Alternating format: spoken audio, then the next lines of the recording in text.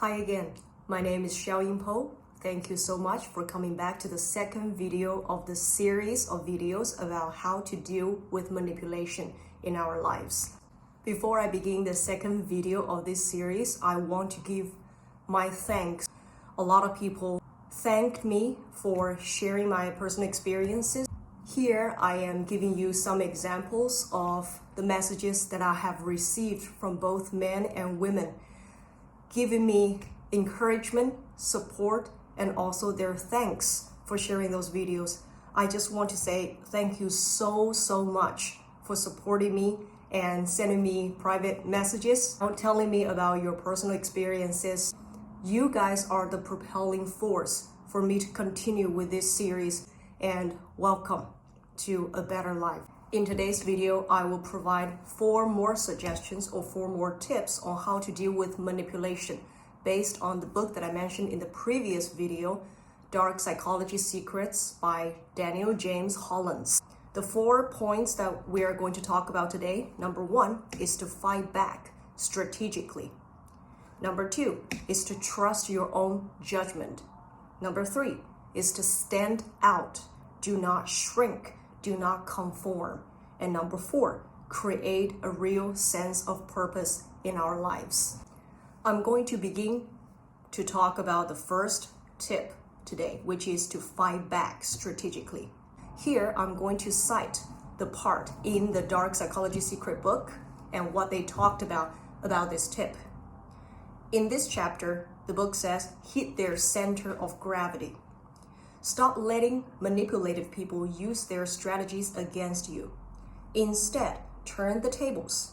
Create a strategy of your own and hit them where it hurts. You only have one option.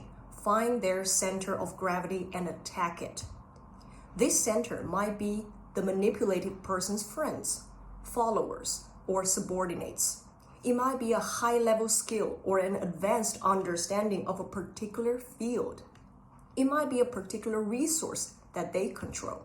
I think this is a very good tip, but to be honest, I didn't use this strategy against my ex-partner because I was completely brainwashed in some way and I was gaslit to the point that I thought I was the bad person. At that time, I was completely only sacrificing myself to make his life better or to avoid confrontation with him.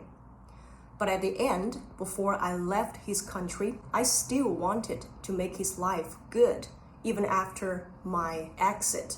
So before I left, I introduced him to a friend of mine who happened to be working in the same field as he did, asking him to give him some work. But after that, that friend later contacted me. He said, my ex took credit for what my friend did, and he was hitting on other people while he was pretending that he did the work that he didn't do. So even after I left, he created a pretty bad reputation for himself in his city around people that we both knew. So he actually proved to be self-destructive as well after I left. His later behavior was contradictory of what he said. Actually, I was subconsciously fighting him back where it hurts. So his center of gravity, which is his circle, is disintegrating because of his own behavior. So I was subconsciously, by helping him, by trying to help him, but he doing something self-destructive, he actually disintegrated his own center of gravity. But for all of you, if that's something that you can do, we can strategically fight back. Whatever they are very good at or whatever they are gaining their power from outside of your relationship is something that you can find allies from. Find people or find things that can help you fight back, to make them so busy trying to solve problems outside of the relationship that they will no longer attack you. Let's get into the second tip, which is to trust your judgment. I'm going to cite the book again. In this chapter, it says, stop looking for other people to define you. Define yourself. Trust yourself. What separates winners from losers is not the ability to listen to other people's beliefs, it's the ability to listen to one's own beliefs. If you are a normal person, which I believe you are, then you have a common sense. And after you met this toxic partner, things just went upside down. You became a person who didn't believe in yourself anymore, or who started to doubt your own ability of looking at the world. Then something is wrong here. Trust your own judgment. A simple way of looking at it is that every request that they made, you think about, is this only beneficial to them? And number two, is this only beneficial to them but destructive to you? Did they really take you into consideration? I also want to add to that comment to trust your own judgment. Yes, you need to trust your own judgment. But if you, like me, were completely gaslit or brainwashed into thinking that you're the problem, then I think it's actually preferred to involve some kind of support outside the relationship. A third person who's not involved, who's clear-headed, who can see things through the lenses of common sense. Before I made my decision to leave his country, I didn't connect or tell the real story to both my family and any of my friends in my country or in his country, because first of all, he forbid me to do so. But before I left, at his absence, I told a friend of mine, a good friend of mine, and she told me very, very sternly, she said, you need to get out. It's his problem. It's not your problem. She told me something that I still remember clear as day, word by now. She says, I'd rather lose a friend and never see you again than I lose a friend because you died. So if you are not in the right state to trust your own judgment or even to formulate your own judgment, tell somebody. Tell somebody. Do not corner yourself as your manipulative partner wants you to. Do not let them isolate you. Even if they are dangerous, they're aggressive, they're physically hurting you. Try to find a way to connect with common sense. Draw power from common sense. The third tip that I'm going to provide today is stand out. Don't conform. Before I go into my own definition, I will cite from the book again. In this chapter, it says, keep reinventing yourself. The idea that consistency is somehow virtuous or tied to success is a misconception. That's a very good sentence. Manipulative people want you to be consistent so they can count on you to push their agendas forward. This is really applicable to both your relationship and your work relations.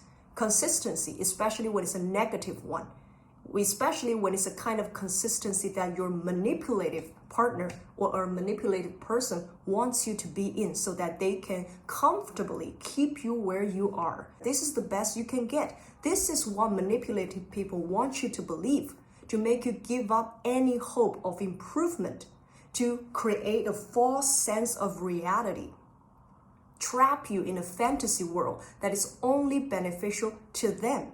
Another time, we came back from an event, and during that event, I was having a good time. We were separated, and I was having a good time with other people. I was chatting, and then on the way back, he was again drunk. So I told him, I said, hey, I remember you said that nobody likes me here, but it feels like people actually kind of enjoy my presence.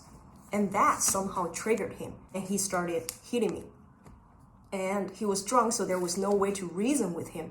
I got out of the car, and I started to get away, but he caught up with me, and he started pounding me with his fist. And the next day, when he was showing some kind of remorse, I told him, I said, this is not the way to live. No matter what you do, no matter what you want me to believe, the more you do that, the more I will want to get away. And I will get away one day because I don't want to die here. And that scared him a little bit.